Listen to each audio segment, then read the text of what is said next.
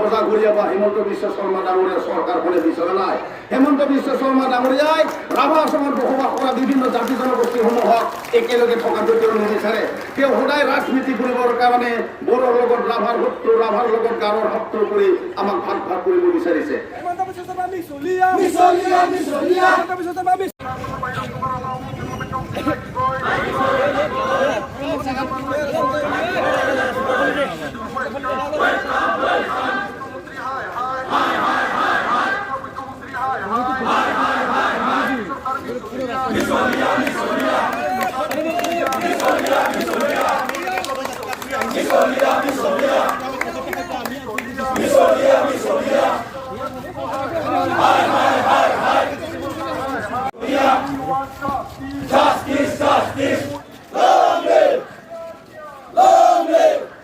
আমাৰ যি আন্দোলন ৰাভাসকলৰ যি অমীমাংসিক সমস্যা যে যোৱা 2030 চনৰ পৰা আমি ৰাভা আছং সাহিত্য সাক্ষীৰ পৰিষদখনত ভাৰতীয় সংবিধানৰ 6ষ্ঠ অনুচ্ছেদ অন্তৰ্ভুক্তিৰ কাৰণে যি দাবী কৰি আহিছোঁ, তাৰ লগে লগে আমি ৰাভা চুক্তি অনুসৰি যি বিভাগসমূহ আছে সেই বিভাগসমূহক আমি ৰাভা আছং সাহিত্য সাক্ষীৰ পৰিষদ লাগে। লগতে আমাৰ ৰাভা আছঙৰ বাহিৰত থকা যিসকল ৰাভা লোক, সেই ৰাভা লোকসকলৰ যি উন্নয়ন পৰিষদ, সেই উন্নয়ন পৰিষদৰ দাবীত আচলতে আমি আজি যোৱা 21 তাৰিখে ঘোষণা কৰা হৈছিল নিখিল ৰাভা ছাত্ৰ নিখিল ৰাভা মহিলা পৰিষদ আৰু 6ষ্ঠ অনুচ্ছেদ দাবী সমিতিৰ যৌথ আহ্বানত যি এলানি আন্দোলন কাৰ্যসূচী ঘোষণা কৰিছিল, তাৰে চতুৰ্থ কাৰ্যসূচী হিচাপে আমি আজি গোৱালপাৰা জিলাৰ দুধনৈৰ পৰা ধূপধাৰালৈকে পদযাত্ৰা কৰি আহিছোঁ। তাৰ লগে লগে আমাৰ ৰাভা আছঙৰ যি বকৰ পৰা ধূপধাৰালৈকে তেওঁলোকেও কামৰূপ জিলাৰ ৰাভা ছাত্ৰ সন্থাৰ অন্তৰ্গত তেওঁলোকে তিনিটা সংগঠনৰ উদ্যোগত তেওঁলোকে পদযাত্ৰা কৰি আহিছে।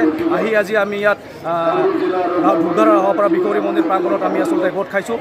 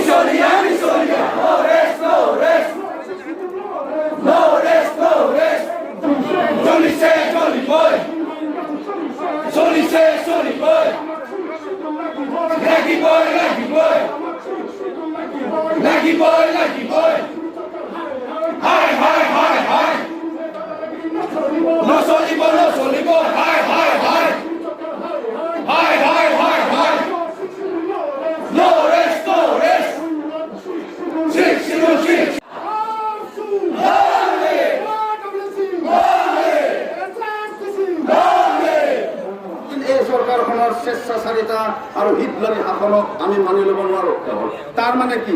তাৰ মানে আমাক 6ষ্ঠ অনুচ্ছেদ আন্দোলনটো নৎসাত কৰি এই অঞ্চলত বসবাস কৰা ৰাভা, গাৰো, অসমীয়া বিভিন্ন জাতি জনগোষ্ঠীৰ মাজত যি সুমিল মিলে এই অঞ্চলটো উন্নয়ন কৰাৰ আমি সপোন দেখিছোঁ।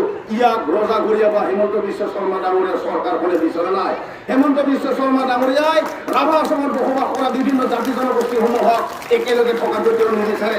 তেওঁ সদায় ৰাজনীতি কৰিবৰ কাৰণে বড়োৰ লগত ৰাভাৰ শত্ৰু, ৰাভাৰ লগত গাৰোৰ শত্ৰু কৰি আমাক ভাগ ভাগ কৰিব বিচাৰিছে। যিমানে ইয়াত আমাৰ ইজনৰ সিজনৰ মাজত আস্থা বিশ্বাস নাইকিয়া হ'ব, সিমানে ইয়াত অশান্তি আহিব, সিমানে ইয়াত উন্নতিত বাধা দিব।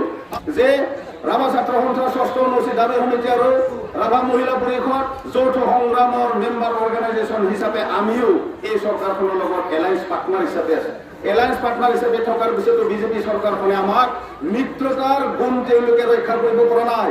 মিত্ৰতাৰ গুণ ৰক্ষা নকৰি তেওঁলোকে ৰাভা আছং এলেকাত বিভিন্ন ধৰণৰ সভা সমিতি পাতি এই অঞ্চলত শান্তিৰে বসবাস কৰা ৰাইজৰ মাজত এক বিপদ পঠিয়াবৰ কাৰণে তেওঁলোকে ইয়াত সভা সমিতি অনুষ্ঠিত কৰিছে।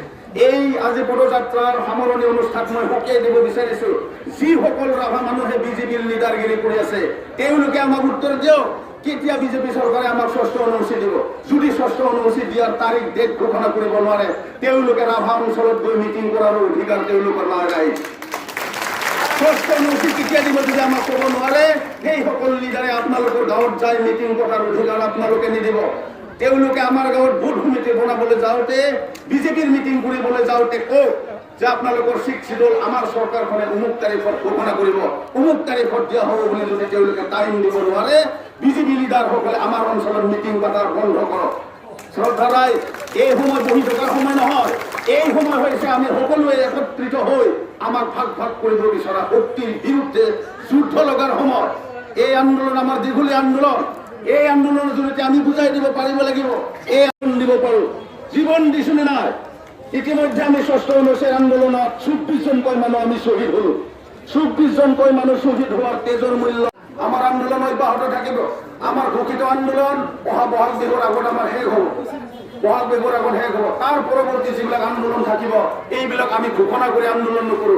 কাকো সুধি কেনে কাৰো পাৰমিশ্যন লৈ আমি আন্দোলন নকৰো। আমি অঘোষিত আন্দোলন কৰি সাৱধান থাকক ৰাইজ। আমি কাৰো পারমিশন আর ঘোষণা করে কিনে আমি এবার আন্দোলন করো। আমার আন্দোলন হবো এবার অঘোষিত। কোন দিনে কি আন্দোলন করো আমি না জানো। এই কথাখিনিৰ জৰিয়তে এইটোৱে মই বুজাব বিচাৰিছো যে আমি ষষ্ঠ অনুসূচীৰ অন্তৰ্ভুক্তি কৰা বা ৰাভা অসমৰ বাহিৰত বসবাস কৰা ৰাভাসকলক শৈক্ষিক ৰাজনৈতিকভাৱে আগবঢ়াই লৈ যাবৰ কাৰণে যি ৰাভা উন্নয়ন পৰিষদৰ আমি দাবী কৰিছো, এই দাবীবিলাক ৰাজনৈতিক দাবী।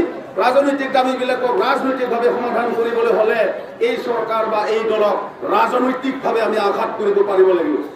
দিল্লী দিছপুৰ আমাৰ লক্ষ্য নহয়, দিল্লী দিছপুৰ আমাৰ লক্ষ্য নহয়। জিকিবৰ কাৰণে আমি নেখেলো। যি চৰকাৰ বা যি দলে আমাৰ ইস্যুটো সন্মান নকৰে, আমাৰ ইস্যুটো সমাধান কৰিবৰ কাৰণে আগবাঢ়ি নাহে, তেওঁলোকৰ প্ৰাৰ্থী হাৰাবৰ কাৰণে এইবাৰ ৰাভা হাছন যৌথ সংগ্ৰাম সমিতি বা ৰাভা জাতীয় সংগ্ৰামী সত্তাৰ পৰাই আমি নিৰ্বাচনত অৱতীৰ্ণ হ'ম। গুৱাহাটী লোকসভা সমষ্টিত আমি এইবাৰ নিৰ্বাচন খেলাম। এই নিৰ্বাচন দিল্লী দিছপুৰ আমাৰ লক্ষ্য নহয়। আমাৰ লক্ষ্য হ'ব হিমন্ত বিশ্ব শৰ্মা ডাঙৰীয়াৰ প্ৰাৰ্থীক আমি হাৰাম। আপোনালোকে জানে কুইন ওজা এই সমষ্টিৰ তেওঁ MP হয়। তেওঁ ৰাভাসকলক চিন নাপায়, ৰাভাসকলৰ দাবী কি নাজানে, ৰাভা অঞ্চলৰ সমস্যা কি নাজানে। তেখেতক দিল্লীৰ নিমাতী কন্যা হিচাপে তেওঁ পৰিচিত হৈছে। তেওঁ মাত মাতিব নাজানে, খাব তেওঁ নাজানে, নিজৰ পেটটোৰ কাৰণে খাব জানে, নিজৰ অঞ্চলটোৰ উন্নতিৰ কাৰণে তেওঁ খাব নাজানে। গতিকে তেনেকুৱা ধৰণৰ MP আমাক নালাগে।